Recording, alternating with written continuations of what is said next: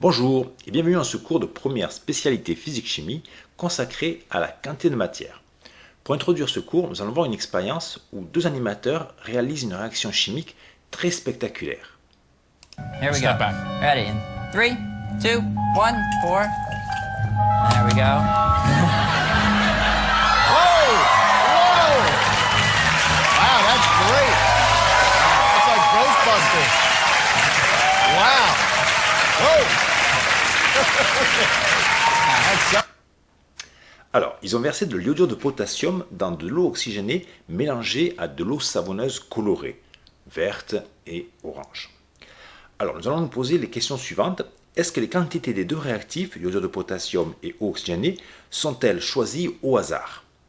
Et sinon, comment est-ce qu'on les détermine?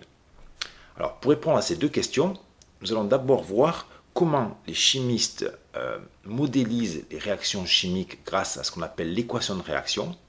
Puis, nous verrons ce qu'on appelle la mole, qui est l'unité de la quantité de matière. Et enfin, on verra justement comment mesurer cette quantité de matière. Pour aborder le modèle de l'équation de la réaction chimique, nous allons prendre un exemple très simple qui est celui de la combustion du charbon. Donc, nous allons observer l'animation suivante où on voit une molécule de dioxygène qui arrive. Elle réagit avec un atome de carbone pour former le dioxyde de carbone. Nous allons voir maintenant comment est-ce que l'on modélise cette réaction chimique avec ce qu'on appelle l'équation de réaction.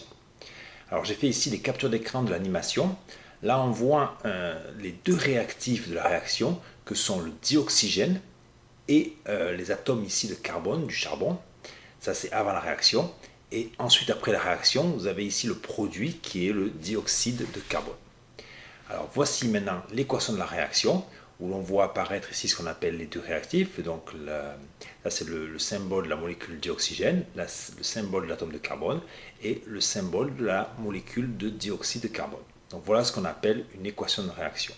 Et alors ce qu'il faut retenir, c'est qu'au cours d'une réaction chimique, il y a la conservation des atomes. Les atomes ne peuvent pas disparaître. Et c'est juste une réaction chimique, c'est un réarrangement des atomes, c'est-à-dire que les molécules sont modifiées, mais le nombre d'atomes, lui, reste inchangé. À présent, nous allons voir un deuxième exemple un peu plus complexe, qui est la synthèse de l'ammoniac à partir de dihydrogène diazote. Donc voici l'équation de la réaction. Vous avez à gauche ce qu'on appelle les réactifs, avec le diazote, le dihydrogène, et à droite le produit. Donc à gauche, c'est à gauche de la flèche, et à droite de la flèche. Donc à droite, le produit qui est l'ammoniac. On vient de voir qu'au cours d'une réaction chimique, les atomes doivent être conservés.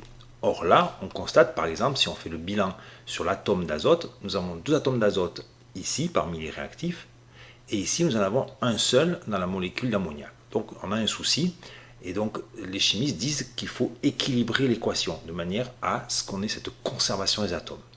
Alors comment est-ce qu'on procède? Lorsqu'il n'y a aucun nombre devant la molécule, sous-entendu c'est qu'il y en a un. Le nombre c'est 1. Or, si on conserve le 1 ici, vous voyez qu'on va être obligé de mettre un 2 ici pour avoir l'égalité 2 azotes parmi les réactifs et 2 parmi les produits. Or, en faisant ça, donc en mettant le 2 ici, on a ici 6 hydrogènes.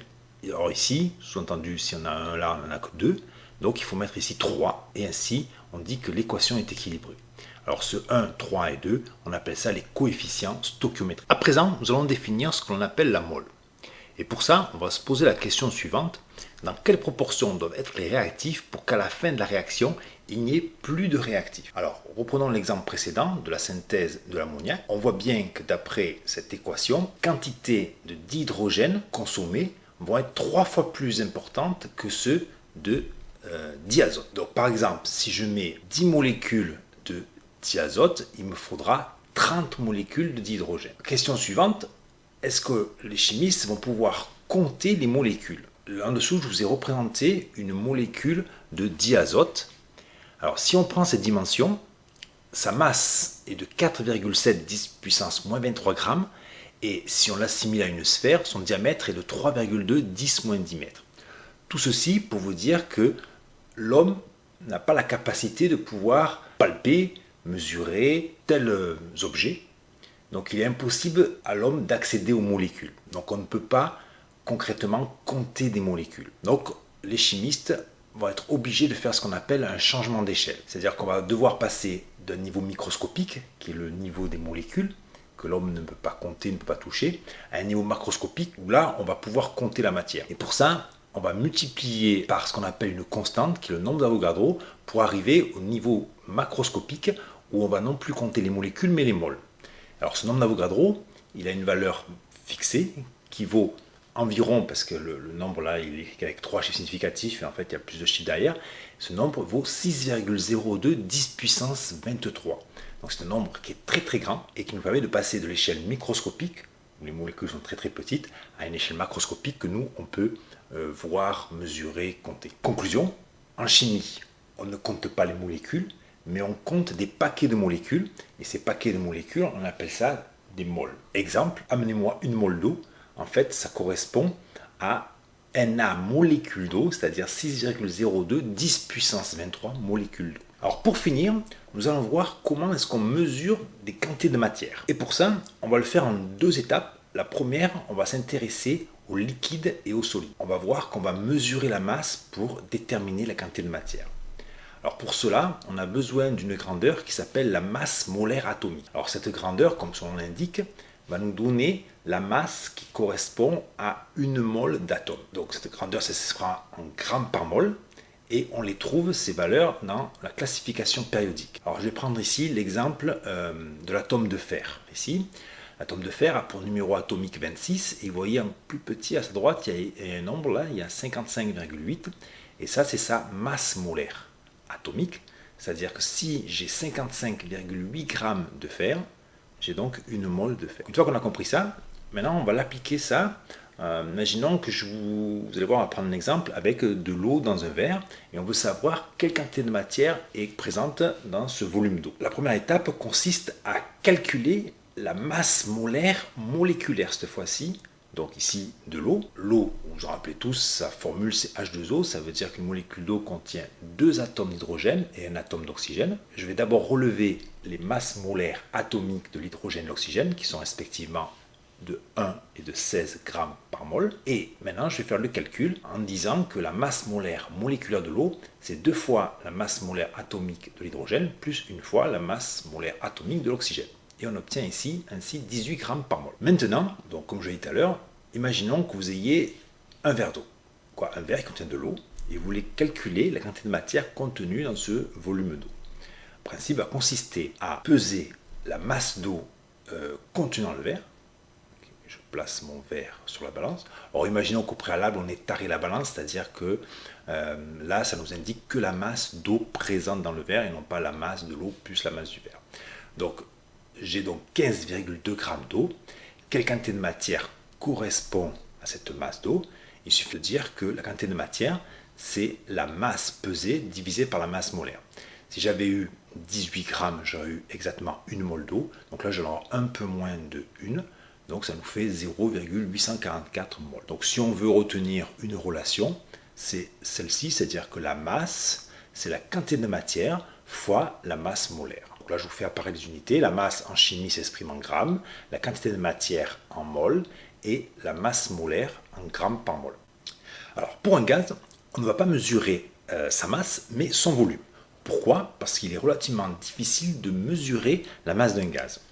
Ainsi, la masse molaire va être remplacée par le volume molaire. Et le volume molaire, ce qui va bien nous simplifier les choses, on va considérer qu'il est le même quelle que soit la nature de la molécule. Et ce volume molaire, il vaut 24 litres par mol. Concrètement, qu'est-ce que ça veut dire? Ça veut dire que si j'ai 1 mol d'un gaz, quelle que soit sa nature, ça peut être du dioxyde de carbone, ça peut être du dioxygène, du diazote, etc.